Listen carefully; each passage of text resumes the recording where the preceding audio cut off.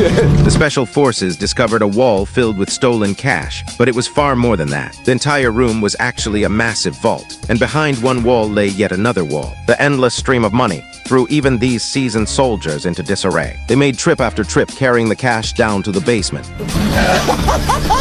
Trucks were packed to the brim. It was time to retreat, but the squad leader refused to stop. He kept tearing down walls, having never seen so much money in his life, until his teammates finally persuaded him to halt. Then they headed for the extraction point. The scheduled plane arrived on time, but as they loaded the money bags onto the aircraft, disaster struck. The weight far exceeded the plane's capacity. The stolen cash totaled $300 million in cash, weighing 3 tons, yet they had to fly over the Andes Mountains where altitudes reached 6,000 meters. No one was willing to abandon the mission, so they decided to take the risk and took off with the 3 tons of cash. For safety, they maintained an altitude of 500 meters, but as they approached the mountains, the plane began to shake slightly during the climb. The pressure on the aircraft grew heavier, as they had to cross the highest peaks to reach the other side of the ocean and complete their mission. As the aircraft reached its maximum altitude limit, the vibrations grew more violent. The engines emitted strange noises. To survive, they had no choice but to jettison $100 million out the window. With the weight reduced, the plane rapidly gained altitude. They were about to clear the summit when suddenly, the aircraft began a steep dive.